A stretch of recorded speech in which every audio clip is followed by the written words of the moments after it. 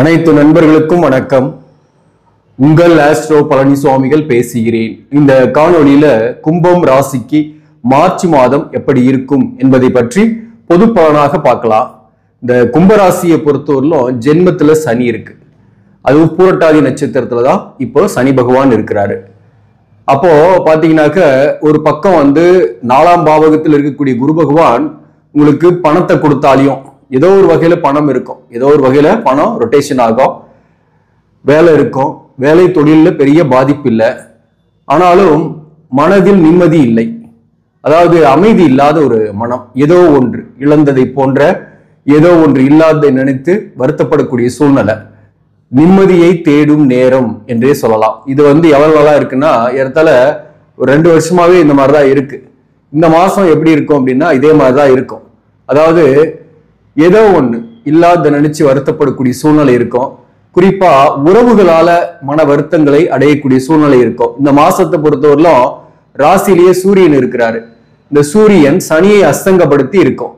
இந்த சனி பகவான் இந்த மாதம் ஃபுல்லாவே பாத்தீங்கன்னாக்க அஸ்தங்கத்துலதான் இருக்கிறாரு. அந்த வகையில வாழ்க்கை துணிவரால் ஆதாயங்கள் இருந்தாலும், வாழ்க்கை துணிவர் உங்களை ஏதோ ஒரு வகையில நேசிச்சாலையும் சில நேரங்கள்ல அவருடன் சில முரண்பாடுகள் அல்லது கருத்து வேறுபாடுகள் வரக்கூடிய வாய்ப்பும் உண்டு.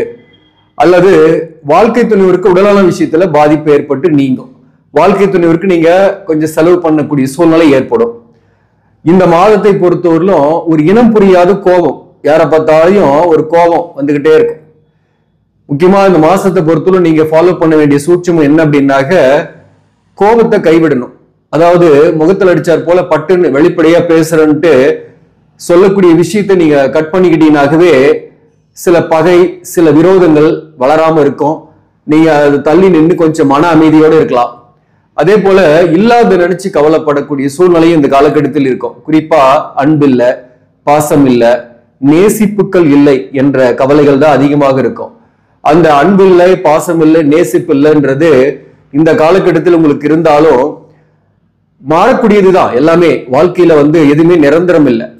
அன்பு பாசமும் நிரந்தரம் இல்லை, காசு பணமும் நிரந்தரம் இல்லை. இதுவும் கடந்து போகும்னு நீங்க நினைச்சிட்டு போனீங்கன்னாக்க, அதாவது நீங்க அன்பை தேடி போனீங்கன்னா அது உங்களை விட்டு ஓடி போகும். நீங்க தேடாம இருந்தீங்கன்னா உங்களை தேடி வரும்.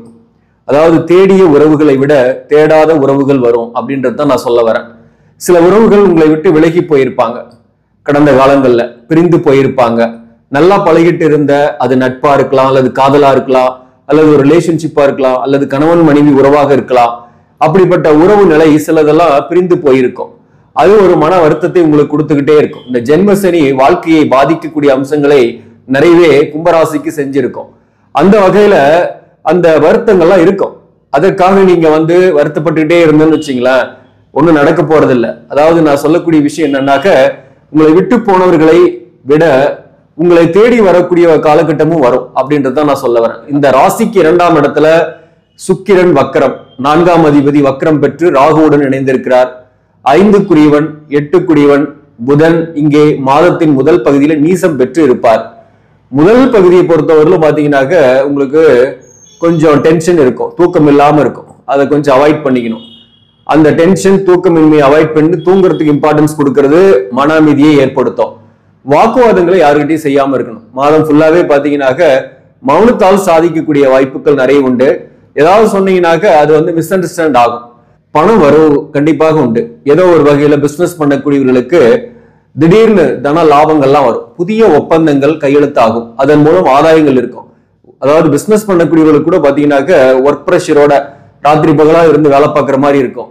அதே போல வேலையில் இருப்பவர்களுக்கும் ஒர்க் ப்ரெஷர் இருக்கும். மற்றவர்களுடைய வேலையை கூட நீங்க எடுத்து செய்யக்கூடிய சூழ்நிலை இருக்கும். மார்க்கெட்டிங் துறையில் இருப்பவங்க, அலுவலக பணியில இருக்கிறவங்க எல்லாம், தனியார் பணியில் இருப்பவர்களுக்கு உங்களுடைய டார்கெட்டை முடிக்கணும்ன்ற ஒரு ப்ரெஷர் இருந்துகிட்டே இருக்கும். சூரியன் சனியை அசங்கப்படுத்தி இருக்கிறதுனால ஒரு ப்ரெஷரோட ஒர்க் பண்ற மாதிரி தான் இருக்கும். தந்தையின் உடல்நலத்தில் கவனம் செலுத்திங்க. சில பேருக்கு தந்தையுடன் கருத்து வேறுபாடுகள் போகக்கூடிய வாய்ப்பும் உண்டு. அதே சமயத்துல பிள்ளைகள் வகையிலையும் மன வருத்தங்கள் இந்த காலகட்டத்தில் இருக்கும். 5ஆம் இடத்துல செவ்வாய், பிள்ளைகளோட கருத்து வேறுபாடு அல்லது அவர்களுக்கு ஹெல்த் இஷ்யூஸ் போகிறது போன்றவை இந்த காலகட்டத்தில் ஏற்படும். அவர்களின் உடல்நலத்தில் கவனம் செலுத்திக்கணும்.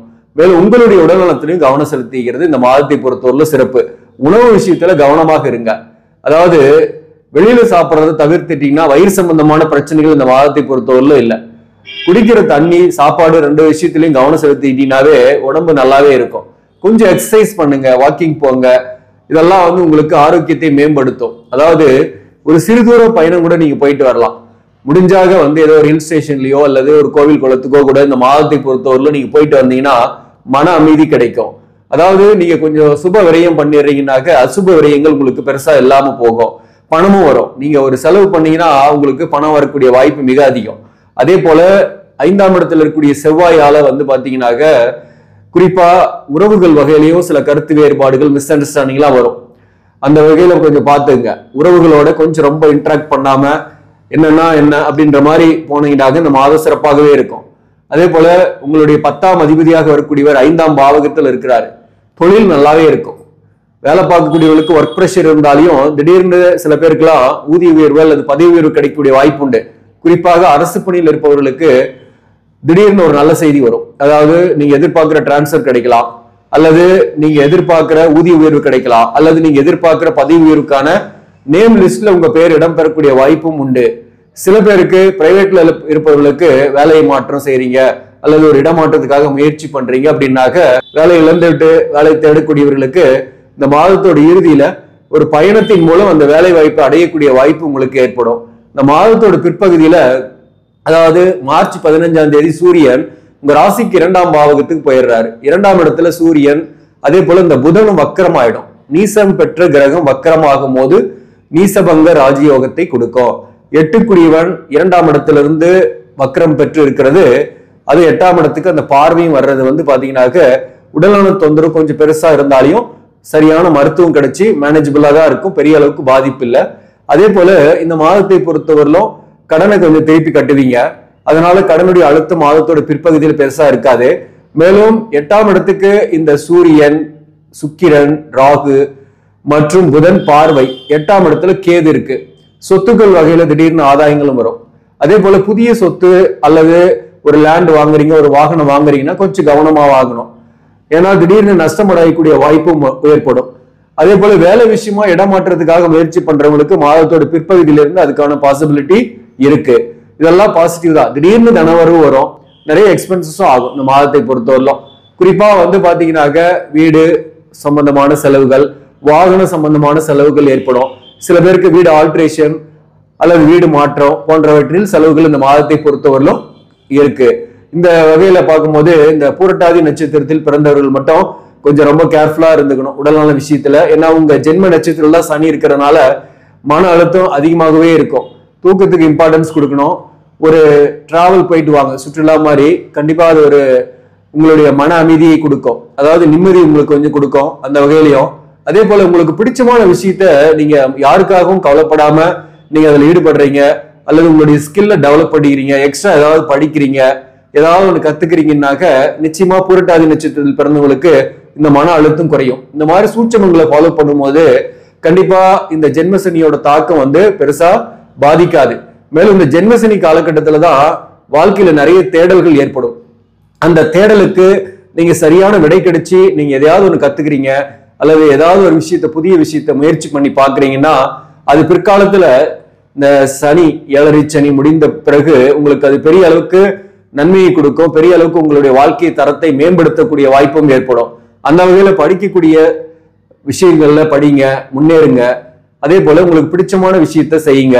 அதே போல அவிட்டம் நட்சத்திரத்தில் பிறந்தவர்களை பொறுத்தவரையிலும் இந்த மாதத்தை பொறுத்தவரையிலும் திருமணம் போன்ற சுப காரியத்துக்கு முயற்சி பண்றீங்க அப்படின்னா சில தடைகள் இருக்கும் இந்த மாதத்தை பொறுத்தவரையிலும். ஈவன் புரட்டாதி மற்றும் சதயம் நட்சத்திரத்தில் பிறந்தவர்களுக்குமே இந்த மாதத்தை பொறுத்தவரையிலும் திருமணம் போன்ற சுப காரியத்துக்கு முயற்சி பண்றீங்கன்னா தடைகள் இருக்கும். கணவன் மனைவி உறவு நிலையை பொறுத்தவரையிலும் புரட்டாதி நட்சத்திரத்தில் பிறந்தவர்களுக்கு கொஞ்சம் சில நேரங்களில் கடுமையா இருக்கும். கருத்து வேறுபாடுகள்லாம் அப்பப்போ வந்து போகும். கொஞ்சம் விட்டு கொடுத்து போங்க. ஒரே வீட்டுல இருக்கக்கூடியவர்கள் பிரியாம இருக்கிறீங்கன்னாக்க சம்டைம்ஸ் வந்து மிஸ் அண்டர்ஸ்டாண்டிங் இருந்து சரியான தாம்பத்தியம் கூட இல்லாம இருக்கும். இந்த நேரத்துல பொறுமையாக இருந்து கடந்து போகிறது தான் நல்லது. அதே போல சதயம் நட்சத்திரத்தில் பிறந்தவர்கள், அவிட்டம் நட்சத்திரத்தில் பிறந்தவர்களுக்கெல்லாம் சொல்லணும்னாக்க ஒரு மிஸ் அண்டர்ஸ்டாண்டிங் கொஞ்சம் ஏற்பட்டாலும் வாழ்க்கை துணைவரின் உடல்நலத்துல மட்டும்தான் நீங்க கவனம் செலுத்திக்கணும். வாழ்க்கை துணைவரின் உடல்நலத்துல கவனம் செலுத்திங்க. அதே போல கடனுடைய அழுத்தம் கொஞ்சம் குறைவாக இருக்கும். திடீர்னு பணமும் வரும். தன லாபங்களும் உண்டு. சதயம் மற்றும் அவிட்டம் நட்சத்திரத்தில் பிறந்தவர்களுக்கு இந்த மாதத்தை பொறுத்தவரை பெரிய அளவுக்கு பாதிப்பு இல்லை. இந்த சதயம் நட்சத்திரத்தில் பிறந்தவங்க வாக்குவாதங்கள் யார்கிட்டையும் செய்யாம இருக்கணும். அதே போல முன் கோபத்துல ஏதாவது சொல்லாம இருந்துட்டீங்கன்னாக்க உங்களுக்கு வேலை பார்க்கக்கூடிய இடத்துல மேலதிகாரிகளுடைய டென்ஷன் டார்ச்சர்லாம் இல்லாம நிம்மதியா இருப்பீங்க.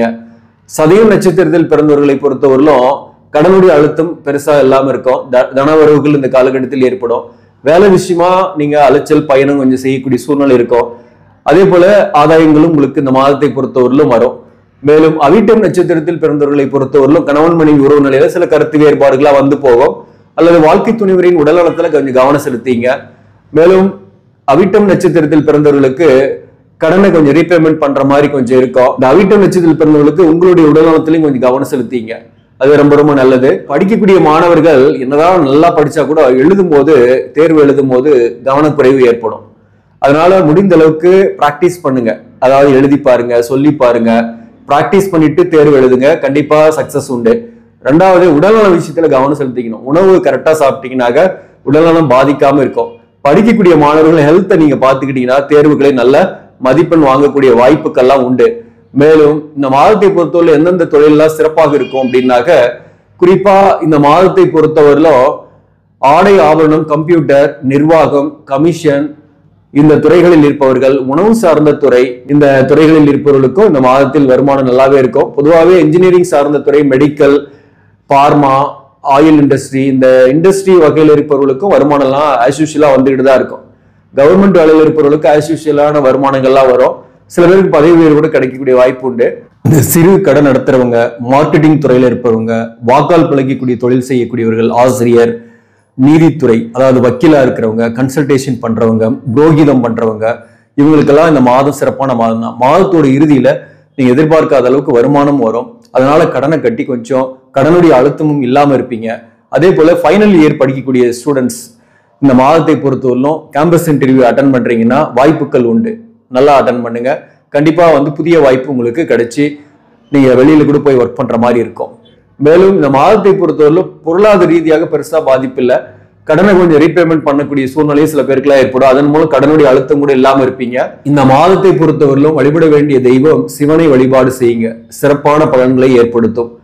அருகாமையிலேயே இருக்கக்கூடிய சிவாலயங்களுக்கு சென்று பிரதோஷ நாட்கள்ல நீங்க சிவபெருமானுக்கு அலங்காரம், அபிஷேகம் செய்து அர்ச்சனை செஞ்சுக்கிறீங்க. அங்க வரக்கூடிய பக்தர்களுக்கு பிரசாதம் தர்றீங்கன்னா உங்களுக்கு பல நல்ல பலன்கள் ஏற்படும். இந்த கடுமையான ஏழரைச்சனியோட தாக்கங்கள் குறையும். அதே சமயத்துல முடிந்தால் நீங்க சரபேஸ்வரர், அதாவது திருப்புவனத்தில் இருக்கக்கூடிய கும்பகோணம் பக்கத்துல இருக்கக்கூடிய திருப்புவனம் என்ற வில்லேஜ்ல இருக்கக்கூடிய சரபேஸ்வரர் கோயிலுக்கு போயிட்டு வாங்க. உங்களுக்கு மாற்றங்களும் ஏற்றங்களும் ஏற்படுத்தும். ஆக நண்பர்களே, இந்த பதிவு உங்களுக்கு பிடிச்சிருந்தாக லைக் பண்ணுங்க. இதை மற்றவர்களுக்கும் ஷேர் பண்ணுங்க.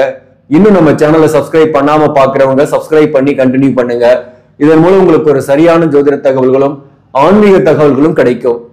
நன்றி, வணக்கம்.